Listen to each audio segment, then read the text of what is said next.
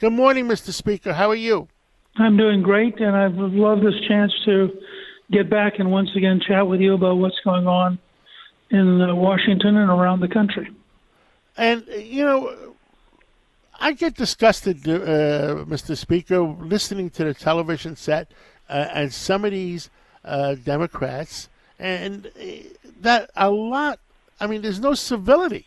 The words they are using, it's just disgusting that if I had young kids, I wouldn't want them to watch television and say that these are our congresspeople. What do you think?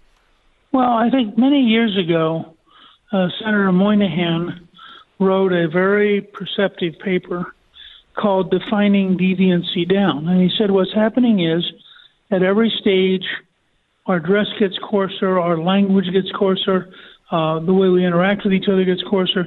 And what we're doing is we're gradually allowing people to do things that, your mother or father would have washed your mouth out with soap if you said some of the things that members of Congress now say in public. And it's truly at one level, I think, kind of astonishing to see what people tolerate and what people think is appropriate.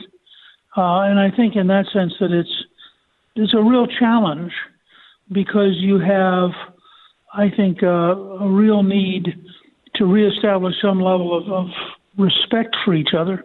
And when President Clinton and I were involved in a big fight over whether or not to balance the federal budget, and that's what the last really big shutdown was about back in the 90s, we were able to get through it at a much better level of civility.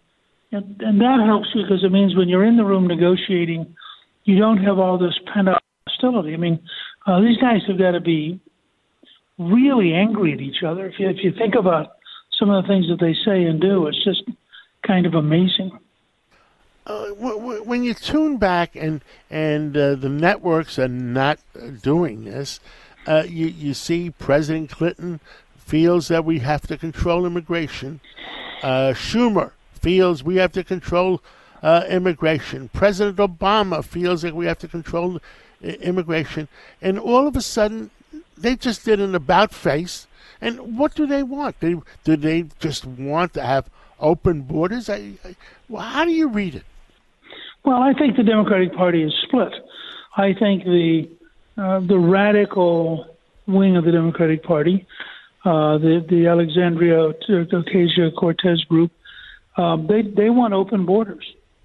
The new governor of California, the biggest state in the country, just announced that all of California will be a sanctuary state, and that he not only wants government-run health care for everyone, but he wants to make it open for illegal immigrants, basically sending a signal across the whole planet that if you get sick, you ought to try to get to California because their state government will take care of you, which is just financially impossible. Watching that meltdown will be sort of amazing. But that gives you a flavor of what's going on out there and of the kind of things that are going on. And I think that the left wing of the Democratic Party really does not believe in borders and really does not believe in defining being an American as an important thing. I think the rest of the Democratic Party just wants to hurt Trump and knows that they are better off hurting Trump. They'll make their own base happier if they're hurting Trump. And so there's a real bias towards going after causing Trump pain. And there's a real risk for Democrats if they go out and they do something to help President Trump, that their own base is going to go after them. So I think that's part of what you're watching happen right now. Now, I've known Senator Schumer from New York for many, many years, and he's got a lot of common sense, and he's a very bright guy. And I'm very surprised when I watch him on television. Well, I think two things. One, he and Pelosi were so bad the other night that the president ought to sort of pay them to go on TV once a week. Because if that's the future of the Democratic Party, it's going to be a very long election for Democrats in 2020. But two, Schumer, and I agree with you, I've known Schumer a long time. He's a very smart man. But I think he's dealing with the objective reality that his party will not tolerate working with Trump. And so in order to survive, he is taking positions and doing things that you and I would think make no sense at all and don't fit everything we know about him as a person, but it fits what he thinks he has to do in order to survive. And I think that's a big piece of what's going on. Let's switch to the international front. And I know you live half your time in Rome. How are things in Europe, and how do the Europeans see things here? Well, I'm very fortunate in that Callista is the ambassador to the Vatican, so I do get to come here and be an insider and listen to people and watch what's going on. I think Europe is in substantial trouble. I think the German economy is decaying. The French economy is in such bad shape that you have these yellow jackets who are people protesting against the government. Britain is totally mired down in what they call Brexit, where they're trying to break away from Europe. And the Italians elected last year a brand new populist reform government, which is inherently in a conflict with the European Union and Brussels. So Europe is sort of absorbed by its own problems and its own inability to get things done. And I think that's a real challenge for the Europeans. Is the European community going to survive long term?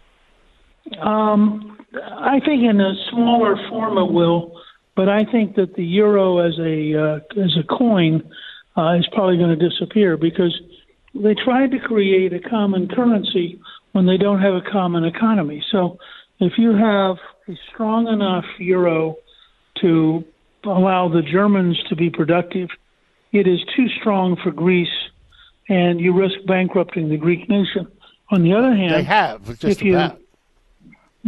Right. I mean, so in that's the same danger for Italy, for Portugal, for Spain, for all of the Mediterranean countries.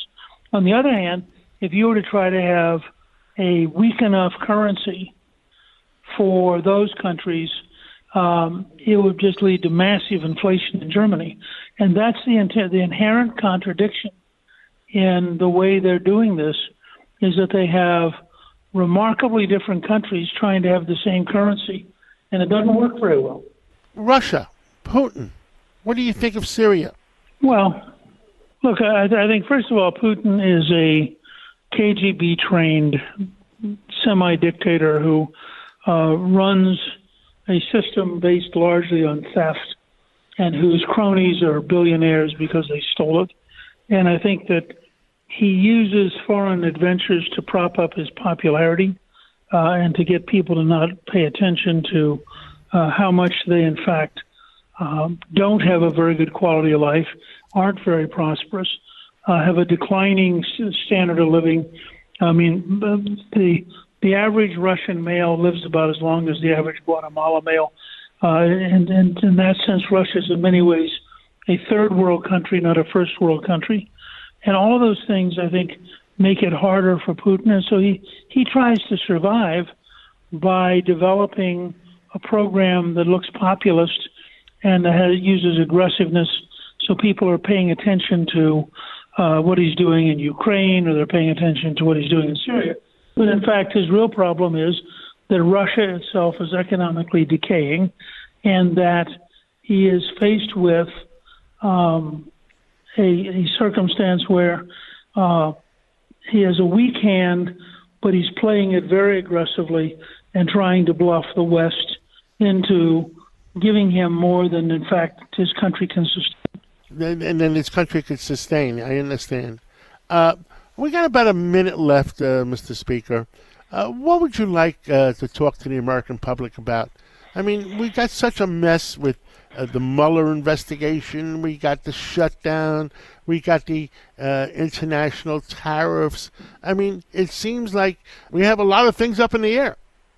Yeah, I think what I would say as somebody who used to teach history is don't despair.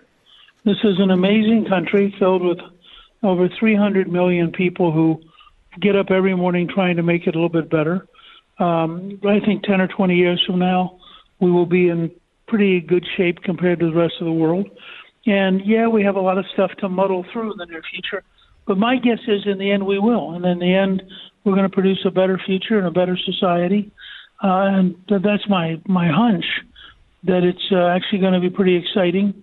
And you look at what's happening with medicine, you look what's happening in space, you look what's happening in terms of breakthroughs in science and technology. I think this could be an amazing couple decades, and I think that Americans will be wealthier with greater choices and living better lives in the not very distant future. Well, Mr. Speaker, God bless you, and Happy New Year, and thank you for everything you have done for America and continue to do for America, and we hope to catch up with you again real soon. Great. Well, I look forward to it. It's always fun to be on Cat's Roundtable, and I look forward to coming back. Thank you.